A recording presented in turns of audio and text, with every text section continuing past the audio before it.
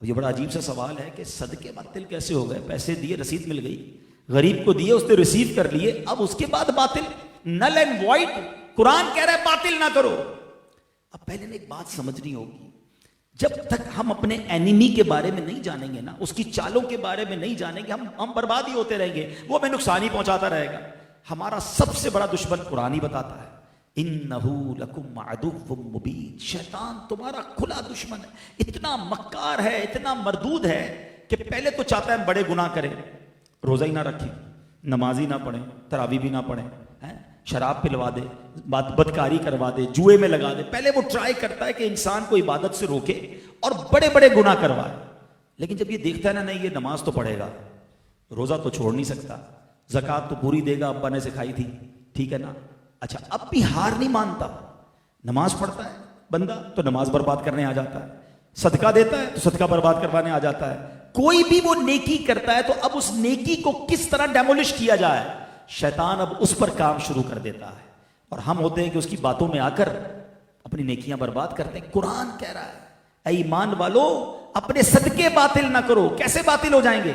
احسان جتاتے ہیں، تکلیف پہنچاتے ہیں۔ یاد ہے نا، چپل پہن کر آیا تھا میرے پاس، میں نے نوکری لگائی تھی، قرضہ دیا تھا، جب تو نے کاروبار شروع کیا بڑا آدمی ہو گیا، بھول تو نہیں گیا، تیرا گھر میں نے دلایا تھا، بچی کی شادی میں نے کر، یعنی صدقہ دے کر احسان جتانا۔ توبہ توبہ توبہ، یہ آپ جو کرتا ہے نا ایسے، وہ اپنے تمام صدقوں کو بھی باطل کر رہا ہے، الٹا گناہگار بھی ہوگا، کیونکہ اس کا دل دکھے گا نا جس پر آپ احسان جتائیں گے۔ اچھا، ایک احسان جتانا اور ایک اس کو صدقے کو جتانا، اب وہ کیا ہوتا ہے کہ اب جس کو صدقہ دیا یا تو اس کو جتائیں گے یا لوگوں کو بتائیں گے۔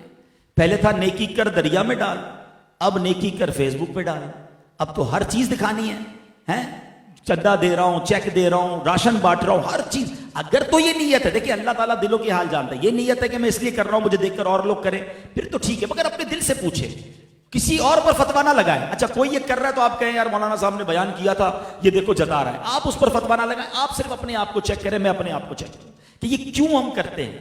ہماری امہات المومنین کا انداز کیا تھا؟ اللہ اکبر۔ ام المومنین سے ام سلمہ رضی اللہ تعالیٰ کے بارے میں آتا ہے، آپ اپنے غلام کو جب صدقہ دے کر بھیجتی نا تو فرماتی جس کو غلام کو صدقہ دینا نا اس سے ہمارے لیے دعا نہ کروانا، بس صدقہ دے دینا، نام بھی نہ بتانا۔ اچھا اگر وہ دعا کر دے نا تو وہ دعا نوٹ کر کے لانا۔ وہ غلام آیا، کہا امی حضور میں نے پیسے دیے، آپ نے صدقہ دیا تھا، وہ اسے دیا، اس نے آپ کے لیے یہ والی دعا کی ہے۔ ام المومنین نے ہاتھ اٹھائے، ایگزیکٹلی وہی دعائیں اس فقیر کے لیے کی، اور کہا دعا کا بدلہ دعا ہو جائے، صدقے کا بدلہ اللہ سے لیں گے۔ ہمیں دعا بھی نہیں چاہیے وہ۔ اچھا ہمارا کانسیپٹ کیا ہے؟ یار امام صاحب ذرا خاص والی دعا کرائیے گا، کارپیٹ بچھوائیں حاجی صاحب نے، نام بھی ہونا چاہیے، پھر بتائیے گا بھی کارپیٹ کولر ہم نے لگایا، یہ فلاں پنکھا، ذرا اسپیشل والی، پھر نام بھی اسپیشل، پتہ نہیں کون سی اسپیشل والی دعا ہوتی ہے۔ خود سوچیں آپ، یہ اعلان، یہ اسپیشل آپ کا نام لیا جائے اس لیے کہ آپ نے صدقہ دی، کیوں آ رہا ہے دل میں؟ یہی تو وہ شیطان کا وار ہے۔ اللہ نے قرآن میں فرمایا کہ نہ کریں یہ۔ اچھا پھر بڑا جی چاہتا ہے کہ لوگوں کو بتائیں ہم نے یہ کام کروایا، میں نے مسجد بنائی، میں نے چھت ڈلوائی تھی، ٹائلیں ہم نے لگی ہیں، یہ سارے مصلے میں نے اپنے ابو کے سالے ثواب کے لیے لگائے۔ کیا ضرورت ہے بتانے کی؟ آپ نے آپ جانے، رب جانے نا۔ ہم تو کسی کو وہ امہات المومنین تو دعا نہ کروائیں اور ہم کسی کو عمرے پہ بھیج دیں۔ بھائی پہلے نظر دیکھ کر کعبے کے لیے میرا نام پہلے لینا، تیرا بعد میں لینا، پیسے میں نے دیے ہیں، ہر چکر پر میرے لیے دعا کرنی ہے۔ آپ خود سوچو یار، آپ کچھ نہ کہیں اسے، وہ ایک دعا نہ کرے آپ کے لیے، ہر قدم پر آپ ہی کو ثواب ملنا ہے کیونکہ آپ نے بھیجا ہے اسے۔ اللہ سے اجر مانگے نا، لوگوں سے کیوں ہمیں امید ہوتی ہے؟ اور یہ صدقے باطل کرنے والا کام یہ شیطان ہم سے کروا لیتا ہے۔ اور یہ صرف صدقے باطل نہیں ہوتے، اور بھی بہت سارے اعمال ہیں۔ اخلاص کی تعریف علماء نے یہ بیان کی، the definition of اخلاص، جس طرح گناہوں کو چھپاتے ہو اس طرح اپنی نیکیوں کو چھپاؤ۔ مجھے بتائیے ہم میں سے کتنے ایسے جو چاہتے ہیں میرے گناہ سب کو پتہ چلے؟